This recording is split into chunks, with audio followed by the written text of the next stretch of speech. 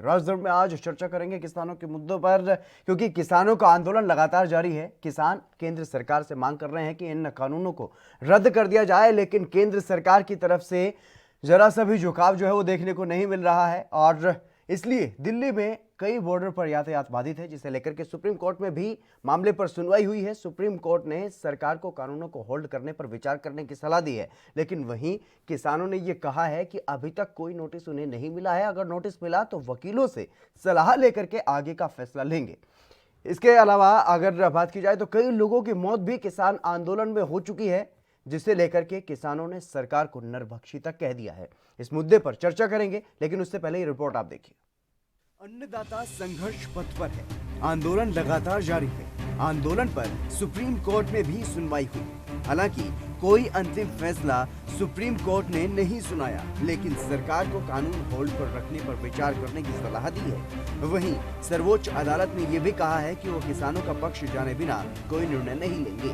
हालांकि सुनवाई के दौरान अदालत ने कुछ सख्त टिप्पणियां भी की, जिसमें प्रदर्शन को किसानों का हक जरूर बताया, लेकिन इससे किसी को दिक्कत नहीं होनी चाहिए, ऐसा भी कहा है। वहीं सुप्रीम कोर्ट की टिप्पणी के बाद किसानों ने प्रेस वार्ता की, जिसमें उन्होंने कहा कि अभी हमें कोई नोटिस नहीं मिला। जब कोई आधिकारिक जानकारी मिलेगी तो सीनियर वकीलों से चर्चा करने के बाद कोई फैसला लिया जाएगा। आप सब जानना चाहते हैं, सुप्रीम कोर्ट में एक केस है। अभी हमारे पास उसके बारे में कोई डॉक्यूमेंट्री कोई नहीं आई चीज। जब हमारे पास आएगी तो हम अपनी लीगल टीम को उसके साथ चर्चा करेंगे और उसके बाद आपके साथ। वहीं किसान नेताओं ने यह भी कहा कि आंदोलन लगातार बढ़ रहा है।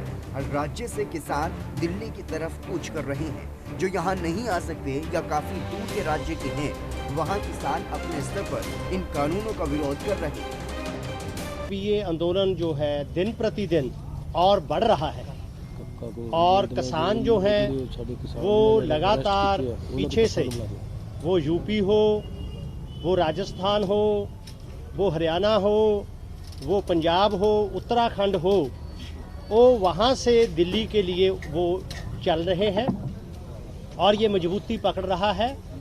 और जो यहाँ नहीं आ सकते, जैसे केरला है, तमिलनाडु है, कर्नाटका है और तेलंगाना है और दूर के स्टेट हैं, वेस्ट बंगाल है, बिहार है, उड़ीसा है, वहाँ किसानों ने अपने लेवल के ऊपर इस तीनों जो काले कानून हैं, किसान विरोधी हैं, इनके खिलाफ अपने अपने लेवल के ऊपर बड़े सख्त जो प्रदर्शन हैं वो आयोजित किए हैं। इस प्रेस वार्ता में बाबा राम सिंह, जिन्होंने किसान आंदोलन में आत्महत्या कर ली, उनको याद किया गया और सरकार को नरबख्शी भी कहा गया। मैं सरकार से भी एक प्रार्थना करना चाहूंगा, जब से आंदोलन चला हुआ है, आप गिनती कीजिए कितने किसानों ने शहादत होगी, कितने कितने बड़े बड़े महापुरुष इसमें चले गए। और ज्यादा नरबख्शी ना बने। हम इस देश के नागरिक हैं, घमंड को छोड़िए। एक महापुरुष ने कहा था, जब जिद्दी अपनों से हो तो हार जाना ही बेहतर होता है। हम इस देश के नागरिक हैं। किसान से बड़ा इस देश का कोई राष्ट्रभक्त नहीं है, किसान से बड़ा कोई देशभक्त नहीं। किसान के दो बेटे होते हैं, एक सेना में जाता है, खेत में। वहीं इस मामले में सरकार झुकती हुई दिखाई नहीं दे रही है। बीजेपी की तरफ से लगातार किसान सम्मेलन के नाम पर रैलियां की जा रही हैं और अब खुद प्रधानमंत्री नरेंद्र मोदी भी मध्य प्रदेश में किसान सम्मेलनों को संबोधित करेंगे। इस बारे में मध्य प्रदेश के मुख्यमंत्री कार्यालय ने ट्वीट कर जानकारी दी है। इसके अलावा कृषि मंत्री ने किसानों के लिए 8 पन्नों का पत्र लिखा है, जिसके आखिर में कृषि मंत्री ने किसानों को कई बातों पर आश्वासन दिया है, जिसमें लिखा है कि किसानों को एमएसपी पर आश्वासन, विवाद होने पर किसान कोर्ट जा सकेंगे, मंडी के बाहर भी फसल की खरीद और बिक्री पर राज्य सरकारें कर लगा सकेंगी, किसी भी कॉन्ट्रैक्टर को अस्थायी निर्माण के लिए लोन नहीं दिया जाएगा, किसानों की जमीन पर किसी भी स्थिति में कोई कब्जा नहीं कर सकता, गिरवी या लीज पर भी जमीन नहीं ली जा सकेगी। Bureau report, ANB news. तो देखा आपने किस तरीके से लगातार जो आगे बढ़ रहा है किसानों का आंदोलन, उसके बारे में किसान नेताओं ने कहा है कि ये आंदोलन और भी तेजी से बढ़ रहा है। अलग अलग जगहों पर, अलग अलग राज्यों में लोग अपने अपने स्तर पर भी अपना जो विरोध है वो जाहिर कर रहे हैं। और इसके अलावा सुप्रीम कोर्ट में मामले की सुनवाई हुई, उसको लेकर के किसानों की तरफ से साफ तौर पर यह कहा गया है कि हमें अभी तक इस मामले में कोई भी नोटिस नहीं भेजा गया है। अगर हमसे जवाब मांगा जाएगा तो हम अपने जो लीगल टीम है, जो वकीलों की जो कमेटी है, टीम है, उससे पहले सलाह लेंगे, विचार विमर्श किया जाएगा, उसके बाद इस मामले में कुछ भी कहा जा सकेगा। लेकिन फिलहाल इस पूरे मामले पर जो सुप्रीम कोर्ट में सुनवाई हुई है उसके बारे में किसानों की तरफ से कुछ भी नहीं कहा गया। इसके अलावा जो कई लोगों की मौत हो चुकी है किसान आंदोलन के बीच में, उस पर भी दुख जताया गया है और उस पर आगे कार्यक्रम भी किया जाएगा, इस बारे में भी जानकारी दी गई है। लेकिन जिस तरीके से लोगों की मौत हो रही है किसान आंदोलन में, उसको लेकर के किसानों ने कहा है कि सरकार नरभक्षी हो गई है। और वहीं अगर बात की जाए सरकार की तरफ से, तो प्रधानमंत्री नरेंद्र मोदी भी कल किसान सम्मेलनों को संबोधित करेंगे। इसके अलावा नरेंद्र तोमर जो कि कृषि मंत्री हैं केंद्र सरकार में, बार बार बातचीत भी किसानों से कर रहे हैं। उन्होंने एक पत्र लिखा है, 8 पेज उस पत्र के हैं, उसमें सबसे आखिर में अन्नदाताओं को आश्वासन का एक कॉलम बनाया गया है जिसमें कहा गया है कि एमएसपी के बारे में सरकार लिखित आश्वासन देने को तैयार है। एपीएमसी के बाहर निजी बाजारों पर राज्यों को कर लगाने की अनुमति दी जा सकती है, जिसके बारे में लगातार विपक्ष भी सवाल उठाता रहा है कि अगर बाहर कर नहीं लगेगा तो बाहर ही फसल बिकेगी और इस तरीके से जो मंडियां हैं वो किसी काम की नहीं रहेंगी और बाद में उनको बंद कर दिया जाएगा। जो डर था किसानों का, किसानों की शंका थी, उसको दूर करने की कोशिश सरकार की तरफ से, और किसी भी प्रकार के विवाद के समाधान के लिए किसानों के पास आंदोलन में जाने का विकल्प भी होगा, ये भी कहा गया है कृषि मंत्री की तरफ से। अभी तक किसान इस बारे में सवाल उठा रहे थे कि एसडीएम के पास जा सकते हैं, लेकिन अदालत का कोई रास्ता खुला नहीं था किसानों के लिए। वहीं राज्यों को कृषि समझौते पंजीकृत करने का अधिकार होगा, ये राज्यों को अधिकार नहीं था, ये भी देने की बात सरकार ने कही है। कोई भी किसानों की जमीन पर कब्जा नहीं कर सकता, जिस बारे में लगातार किसान कहते रहे हैं कि यह किसानों की जमीन छीनने का जो कानून है वो बनाया गया है। इस बारे में कृषि मंत्री नरेंद्र तोमर ने किसानों को ये आश्वासन दिया है, क्योंकि ये कानून किसानों की भूमि के किसी भी तरह के ट्रांसफर, बिक्री, लीज और गिरवी की अनुमति नहीं देता है। कॉन्ट्रैक्टर किसानों की जमीन पर किसी भी तरह का स्थायी बदलाव नहीं कर सकते, इस बारे में भी आश्वासन कृषि मंत्री ने दिया है। कॉन्ट्रैक्टर्स किसानों की जमीन पर उनके किसी भी अस्थायी निर्माण के लिए उन्हें लोन नहीं दिया जा सकता और स्थिति चाहे कुछ भी हो, क्योंकि जिस तरीके से कहा गया था कि किसान फंस जाएगा कॉन्ट्रैक्टर्स के कॉन्ट्रैक्ट में, तो ऐसे में स्थिति चाहे कुछ भी हो, लेकिन कानून किसानों की जमीन को जब्त किए जाने की किसी भी प्रक्रिया की अनुमति नहीं देता है, ऐसा आश्वासन कृषि मंत्री की तरफ से दिया गया है। और इसके अलावा अगर बात की जाए विपक्षी दलों की, तो विपक्षी दलों पर चुन चुन करके निशाना साधा है कृषि मंत्री ने। उन्होंने साफ तौर पर सबसे पहले कांग्रेस को निशाने पर लिया। इस पत्र में अगर इसकी बात की जाए तो उसमें यह कहा गया है कि अपनी सरकार में स्वामीनाथन कमेटी की रिपोर्ट को 8 साल तक दबाकर बैठी रही कांग्रेस की सरकार, वो कांग्रेस पार्टी आज किसानों की हितैषी कैसे हो सकती है, ये सवाल उठाया गया है कांग्रेस पर। और इसके अलावा यह भी कहा है कि कांग्रेस ने अपने घोषणा पत्र में किसानों को मंडी के अलावा भी उपज बेचने के लिए अलग से विकल्प मिलने चाहिए, ऐसी बातें कही थी, और वो अब किसानों को क्यों जकड़े हुए हैं देखना चाहते हैं, ये सवाल उन्होंने उठाया है और यू टर्न लेने का आरोप कांग्रेस पर लगाया है। इसके अलावा आम आदमी पार्टी पर भी सवाल उठाए हैं कृषि मंत्री ने। उन्होंने साफ तौर पर ये लिखा है, जो आम आदमी पार्टी पंजाब चुनाव के समय अपने घोषणा पत्र में लिख रही थी कि किसानों को मंडी के बाहर भी उपज बेचने की सुविधा देगी, वो अब उल्टा क्यों बोलने लगी है। इसके अलावा भूपेंद्र सिंह हुड्डा के अध्यक्षता में जो कमेटी बनाई गई थी कृषि सुधारों की बात उसमें कही गई थी, उस कमेटी में अकाली दल के बड़े नेता भी थे, तो फिर आज वो अलग सुर में क्यों बोल रहे हैं।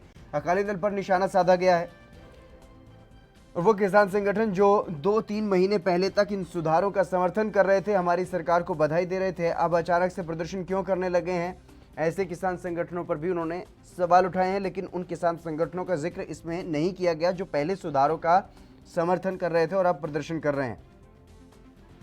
इसके अलावा कृषि मंत्री ने इसमें यह भी लिखा है कि यह भ्रम दूर करना हमारी जिम्मेदारी है, इसलिए आंदोलनरत किसानों के साथ हर विषय का समाधान करने के लिए निरंतर कोशिश कर रहे हैं। और ये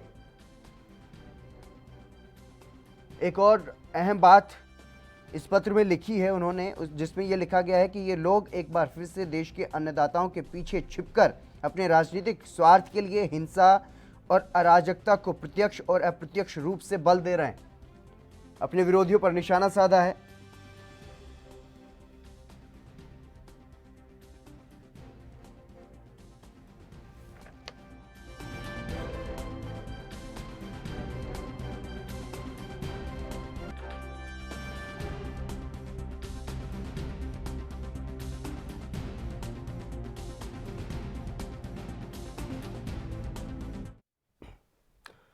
इस खबर पर अधिक चर्चा करने के लिए, इस मुद्दे पर अधिक चर्चा करने के लिए मेरे साथ वरिष्ठ अधिवक्ता हैं भरत सिसोदिया, वो जुड़ गए हैं, और नेपाल सिंह है राजनीतिक विश्लेषक। आप दोनों मेहमानों का स्वागत है। भरत सिसोदिया जी, सबसे पहले मैं आपके पास आना चाहूंगा, क्योंकि जिस तरीके से सुप्रीम कोर्ट में यह मामला पहुंच चुका है, सुप्रीम कोर्ट की तरफ से जो दिशा निर्देश दिए गए हैं, सरकार को यह कहा गया है कि कमेटी बनाई जाए और किसानों के लिए जिस तरीके से प्रदर्शन चल रहा है, एक बार होल्ड करने पर इन कानूनों को विचार किया जाए। और वहीं किसानों की तरफ से साफ तौर पर अभी ये कहा गया है, किसानों की तरफ से कोई भी रिएक्शन इस मामले पर नहीं दिया गया। उन्होंने ये कहा है कि हमें कोई भी नोटिस, कोई भी जानकारी अभी तक नहीं है आधिकारिक रूप से, तो इस बारे में अगर हमारे पास कोई नोटिस आएगा, कोई जवाब हमसे मांगा जाएगा, तो लीगल टीम से पहले विचार विमर्श किया जाएगा, उसके बाद जवाब दिया जाएगा। और कमेटी से पहले इनकार कर चुके हैं किसान नेता, तो ऐसे में क्या कुछ समाधान निकलता हुआ दिखाई दे रहा है? देखिए, ये आंदोलन काफी समय से चल रहा है जी। जहां तक किसानों की अपनी डिमांड की बात है, वो लोकतंत्र में ऐसी प्रक्रिया है, वो प्रोटेस्ट कर सकते हैं जी। और जहां तक उन्हें लगता है कि ये बिल में कुछ खामियां हैं जी, तो उसको भी रेड्रेस किया जा सकता है जी। और उसको लिए एक रीजनेबल ढंग से प्रोटेस्ट किया जा सकता है जी। बट अब सवाल ये उठता है कि आखिर कितने समय तक, कब तक ये डेडलॉक खत्म होगा। जी। तो ऐसे में इसी विकल्प को क्या कुछ दृष्टिगत है? रखते हुए सुप्रीम कोर्ट ने जी। इसी को दृष्टिगत रखते हुए सुप्रीम कोर्ट ने इस ये जो इशू है नेशनल इम्पोर्टेंस है, इम्पोर्टेंस का है, इसलिए उस पीआईएल पे सुप्रीम कोर्ट ने डायरेक्शन दिया कि भाई कमेटी फॉर्म करो जी और इशू को रिजॉल्व करो जी। और जितने भी इसमें स्टेक होल्डर्स हैं, किसान ऑर्गेनाइजेशंस हैं और या उनके रिप्रेजेंटेटिव्स हैं, स्टेट गवर्नमेंट्स हैं जैसे पंजाब है, हरियाणा है, सारे स्टेक होल्डर्स को बोला गया कि भाई कि इस कमेटी में आप पार्टिसिपेट करो और इसको रिजॉल्व करने की प्रक्रिया में जो भी संभव हो सकता है उस पर किया जी। लेकिन भरत सिसोदिया जी, जिस तरीके से सुप्रीम कोर्ट की तरफ से ये कहा गया है कि विचार करे केंद्र सरकार, फिलहाल होल्ड करे जब तक कमेटी अपना कोई निर्णय नहीं देती, लेकिन अभी कमेटी नहीं बनी, तो क्या ऐसे में क्या दिशा निर्देश रहेंगे अब केंद्र सरकार की तरफ से? क्या केंद्र सरकार अब इन कानूनों को होल्ड पर लेगी या फिर सुप्रीम कोर्ट इसके लिए आदेश दे सकती है? देखिए, अभी इस पे कुछ कहना क्लैरिटी के साथ मुश्किल है, क्योंकि सुप्रीम कोर्ट का लास्ट ऑर्डर है कमेटी फॉर्म करने के लिए, रिजॉल्व करने के लिए जी।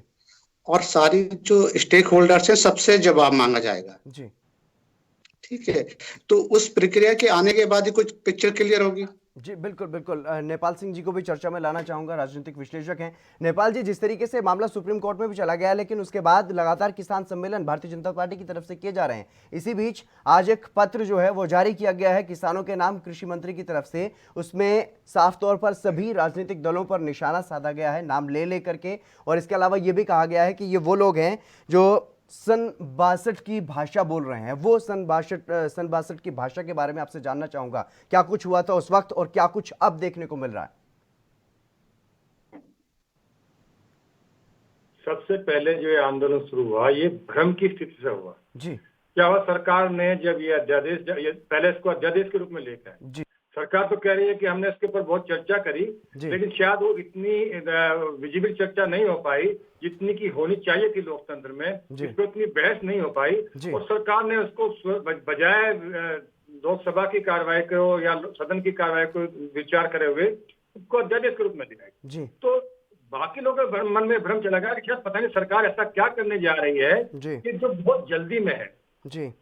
अब ये भ्रम की जब स्थिति उठी तो ये उसको सबसे पहले इम्तियाज करने के लिए दो राजनीतिक पार्टियों की जरूरत बनी। एक पहले कांग्रेस की जरूरत बनी कांग्रेस की जरूरत हो सकता है, मेरा ऐसा मानना है कि पंजाब में जब इसको जरूरत बनी, इसको भुनाने की कोशिश करी गई, तो सोचा कि शायद हमारे साथ यही मुद्दा लगेगा और पंजाब में हम इस मुद्दे को उठा के ऐसा कर सकते हैं कि जो हमारे पास 84 के दंगे हमारे साथ लगे हुए हैं, कांग्रेस बार बार 84 के दंगे में पीछे हट जाती है, तो शायद हम इसको एक किसान के साथ लेकर अपने मुद्दों चलाए। लेकिन इसमें कला बदलाव आया दूसरा कि इसमें प्रकाश सिंह बादल जी का ग्रुप घुस गया और उन्हें अपने हर्षवर्धन कॉन्स्टिट्यूंसी को दिलाकर और इस पूरे आंदोलन को हाईजैक कर लिया।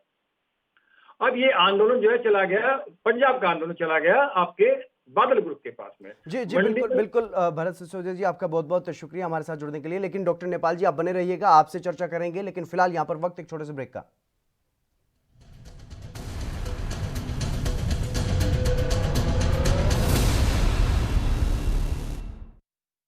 क्या आप दुबले पतले कमजोर हैं, आपकी सेहत नहीं बनती, भूख कम लगती है, वजन नहीं बढ़ता? दरअसल मेन बात खाना पीना खाना नहीं है, मेन बात है खाया पिया लगना। और अगर खाया पिया लगेगा ही नहीं तो सेहत बनेगी कैसे?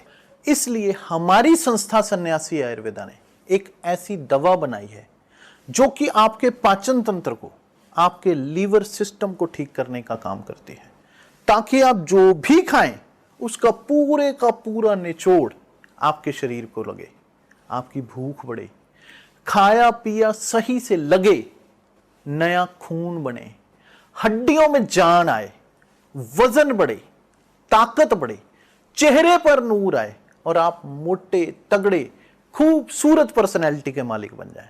यह दवा पूरी तरह से आयुर्वेदिक होती है। इसका शरीर पर कोई भी साइड इफेक्ट, कोई भी नुकसान या दुष्प्रभाव नहीं होता। लड़के लड़कियां दोनों इसका इस्तेमाल कर सकते हैं और पहले 15 दिन के अंदर ही आपको इसका असर महसूस हो जाएगा। सिर्फ 650 रुपए की पूरे 1 महीने की दवा होती है और आप इसे घर बैठे 01145454545 पर फोन करके दवा मंगवा सकते हैं।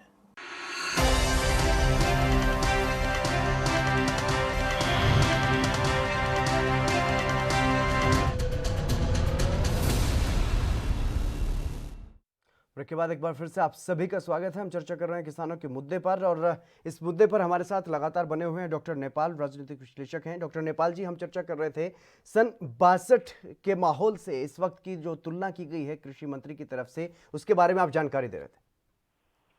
नहीं, इस आंदोलन की तुलना तो बहुत सारी चीजों से होगी जी, लेकिन फैक्ट ये है आंदोलन की पृष्ठभूमि क्या है, उनकी मांग क्या थी जी। जो उनकी मांग थी, जो उनके डर की वजह से मांग थी, आम किसान की मांग इस पूरे आंदोलन इसमें जो है जो नए कानून है उसमें पूरी सरकार ने मान ली जी।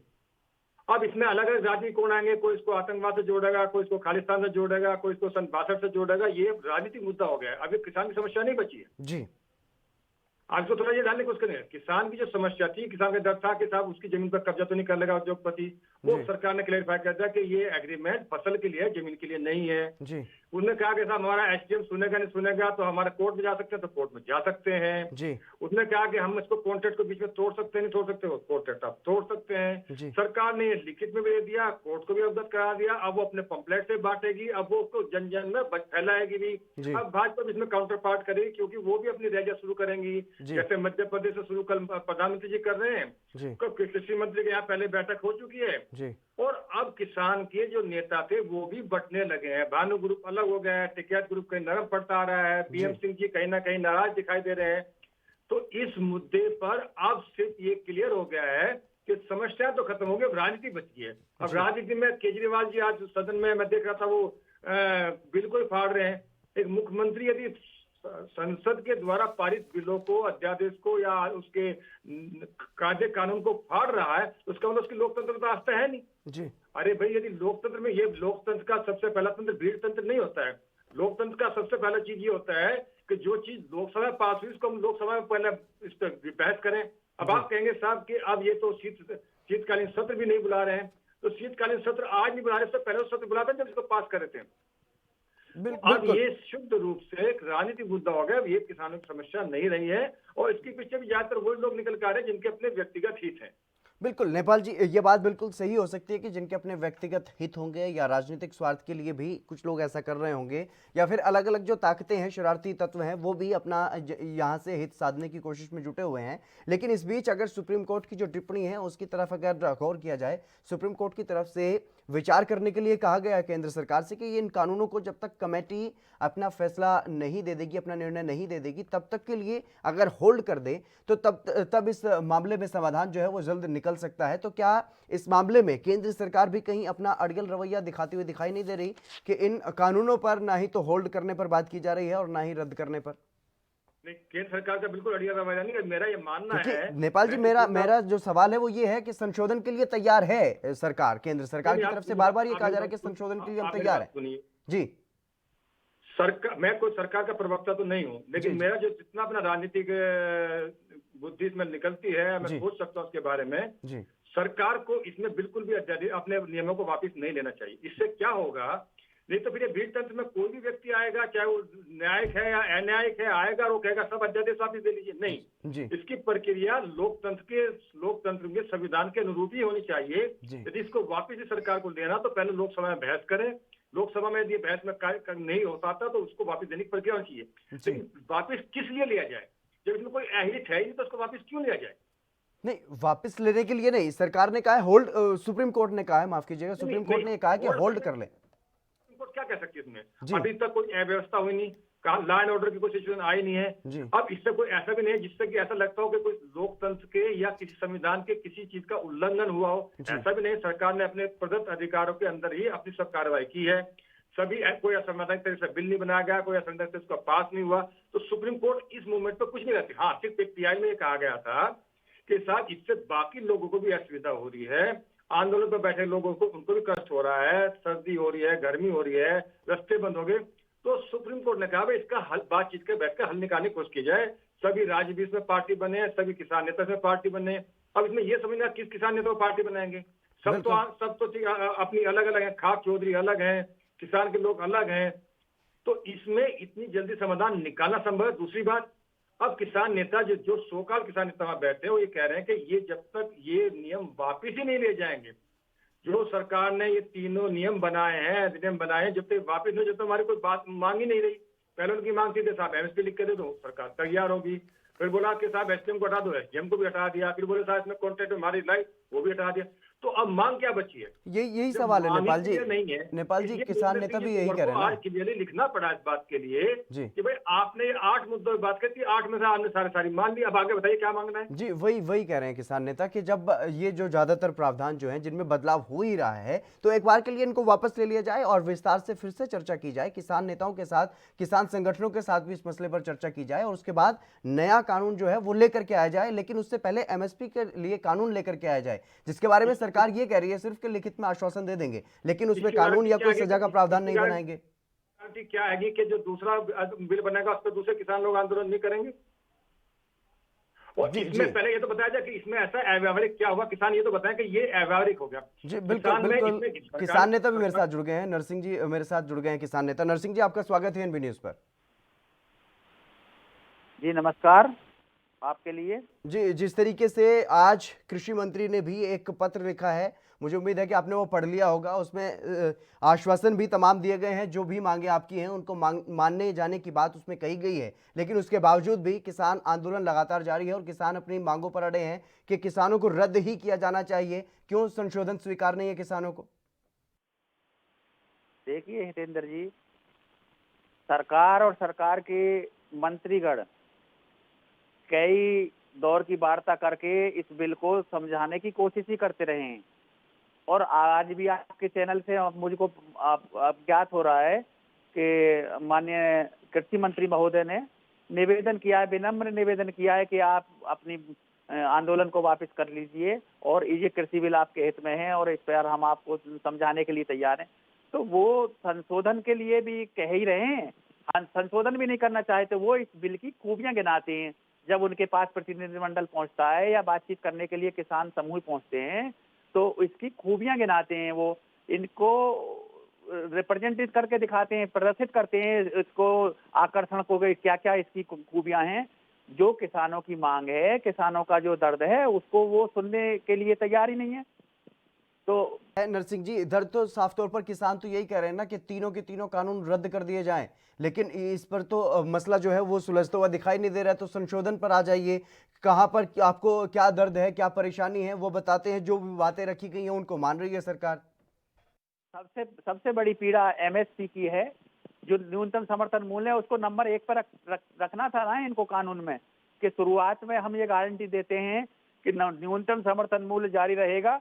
इससे नीचे अगर कोई भी किसान की माल की क्रय विक्रय होती है या पर अब एमएसपी पर आश्वासन दे दिया है ना केंद्रीय मंत्री ने। अपने जो पत्र लिखा है उसमें सबसे पहले ही आश्वासन जो लिखे हैं उसमें लिख दिया है कि लिखित आश्वासन देने को तैयार है सरकार। वो तैयार हैं रहेंगे ये जो लग रहा है वो आगे पता लगेगा ना कितना साफ मन है इनका। ये बुलाएं तो वो वार्ता करें, क्यों नहीं पहल कर रहे हैं? वो तो अभी देश के कोने कोने में घूमकर अपने पार्टी कार्यकर्ताओं को संबोधित करके और उनको गाइडलाइन जारी करके किसान के रूप में प्रदर्शित कर रहे हैं कि किसान हमारे समर्थन में आ चुका है। और एक छोटा सा कमेंट आपसे, जो दिल्ली में किसान है उनसे बातचीत अभी तक की भी गई है, लेकिन अब काफी समय हो चुका है, अभी तक बातचीत का न्योता दोनों ही तरफ से नहीं, लेकिन किसानों से अपील जरूर की गई है कृषि मंत्री की तरफ से आंदोलन को लेकर के कि आंदोलन से पीछे हट जाए। लेकिन अब किस तरीके से रास्ता, ऐसे किस तरीके से समाधान निकलेगा अगर देश में घूम घूम करके प्रचार किया जाएगा इन कानूनों का, लेकिन जो किसान वहां पर बैठे आंदोलन कर रहे हैं उनको नहीं समझाया जा रहा। नेपाल जी।